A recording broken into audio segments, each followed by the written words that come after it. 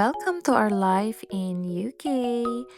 Simple life, lots of adventures, and family.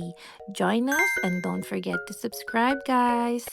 Hello, good morning, family. Andito na naman tayo sa ating caravan and it's our day 3. So ngayong araw, tayo ay lalabas ulit at pupunta tayo sa beach and of course magkakaroon tayo ng lunch later on. So tulog pa ang aking family kaya ako ay nagbubukas na ng mga kortina para ready na mamaya paggising nila. So as you can see, tayo ay busy pero tahimik tayong gagawa ng ating kape. Ayan, at saka bigyan na rin natin ng breakfast si Lady. Gising na din si Lady. Alam nyo naman, kaming dalawa ang morning people dito sa aming caravan. So gawa muna tayo ng kape.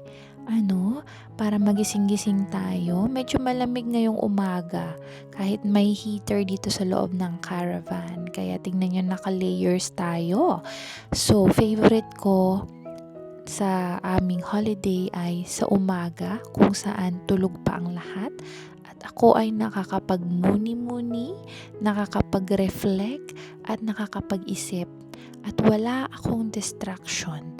Ayan, dyan lumalabas lahat ng aking ideas, prayers. Meron din dyan kung ano-ano na ang nasa isip ko dyan.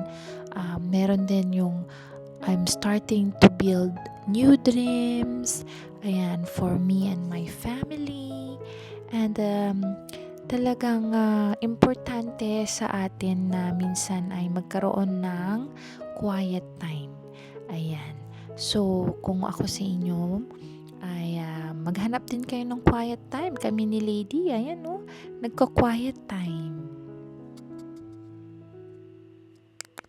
A few moments later. Hello! Third day in Cornwall. Ayan. Nandito na tayo ngayon sa kotse. We are ready to go. So, yung mga friends natin, ayun. Dalawang kotse yung nasa likod. So, we are going to a day trip sa Cornwall. Yeah, that's right, Alea. Yeah, we're going to sightseeing. Yeah, what's that? That's rain. Rain, rain, go away, come again another day. Aliyah wants to play.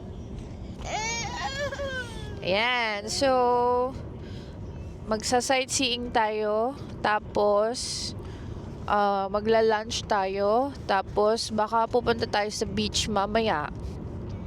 Pero tignan nyo naman ang British weather, mga ka-family.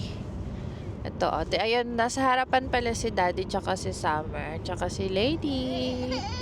There's Lady, nasa baba siya sa floor. Oh. Ayan si Lady.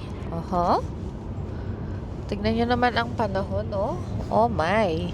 So gray. Yes, I can see.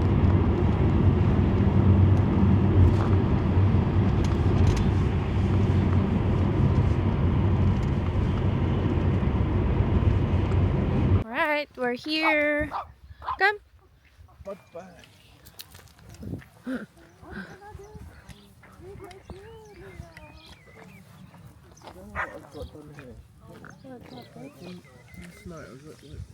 So, andito tayo sa Lizard Point.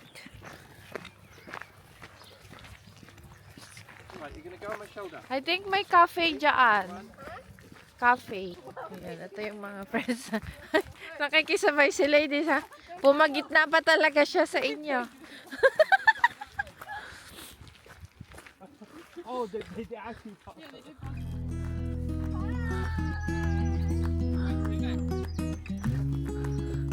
Kamusta naman ang pag-trek?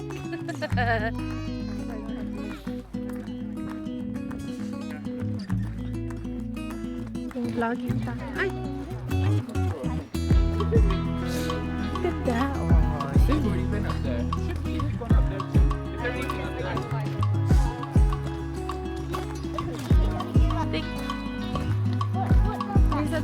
tayo.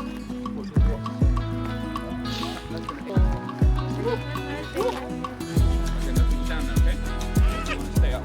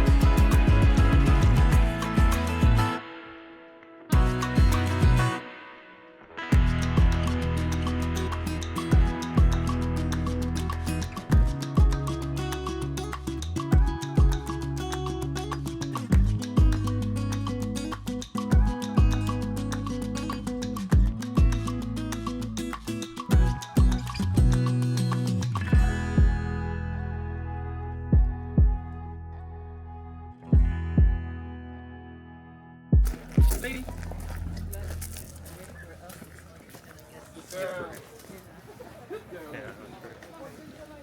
Nauna naman yan. Nauna na yung mga tourist ko kaysa yung travel guide. Yeah, that's why. Travel guide here, guys! You went first before your travel guide. Wow, be careful of the rocks. Ganda.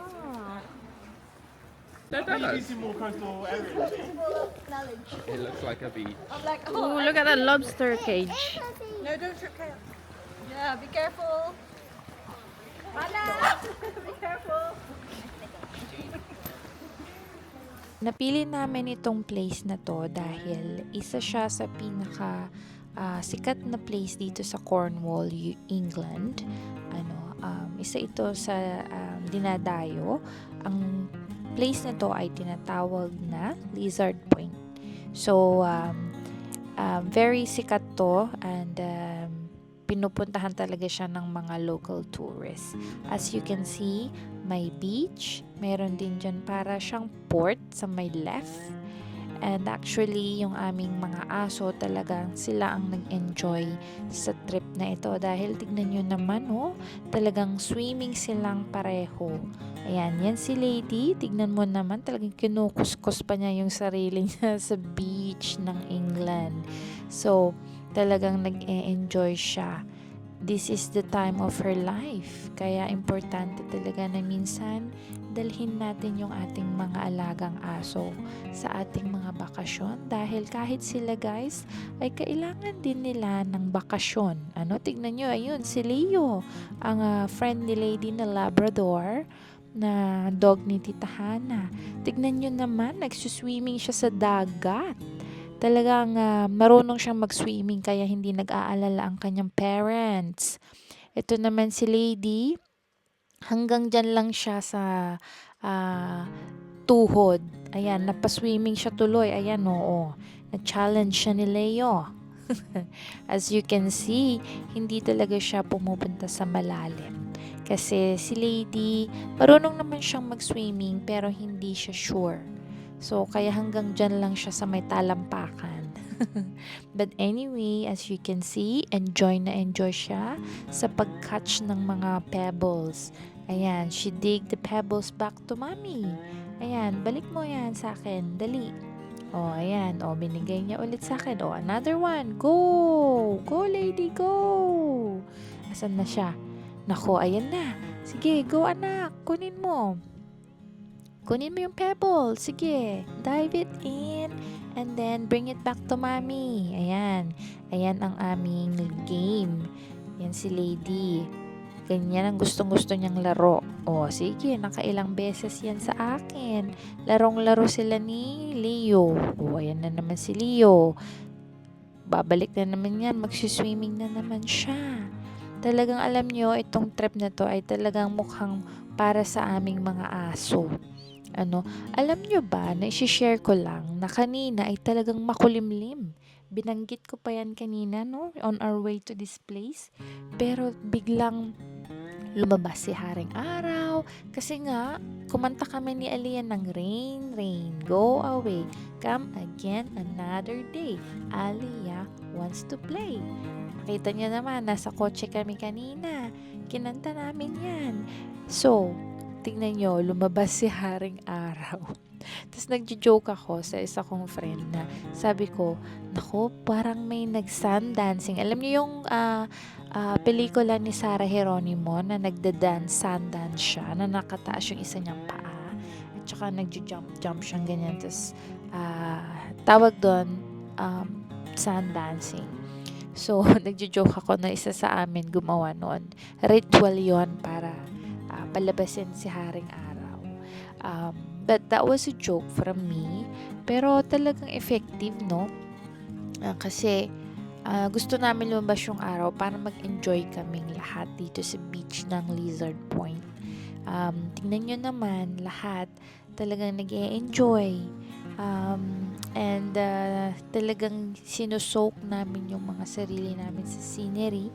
Kasi walang ganito malapit sa amin. You have to travel far. Ang pinakamalapit na beach kung saan kami nakatira is around 1.5 hours. And of course, we are here to see the place. Magsa-sightseeing kami, magbabanding, mag-enjoy. Kaya ginagawa namin ito. And we are very grateful na hindi umulan. So at least hindi kami basang mga sisiyo.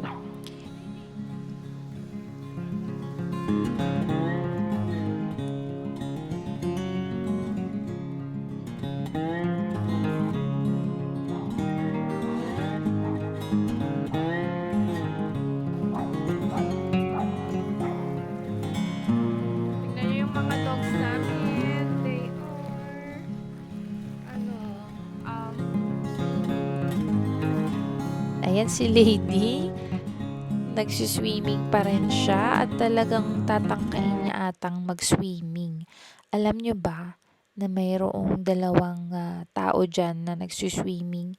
Napakalamig guys ng tubig ng Cornwall.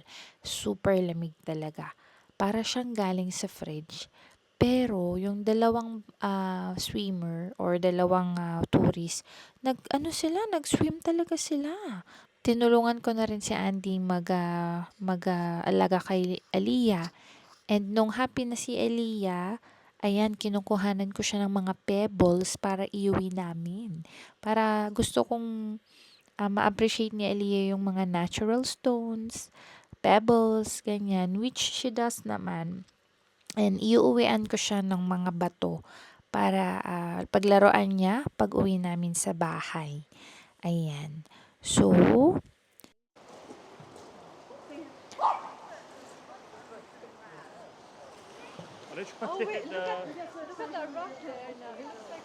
Babe, let's take a... Okay, let's go. We're going to the next destination.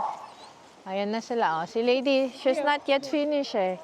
She's still barking out there. Oh, may nagfi-fishing doon guys. Oh, so nice. Ayun. Oh. Nagre-reflect siya.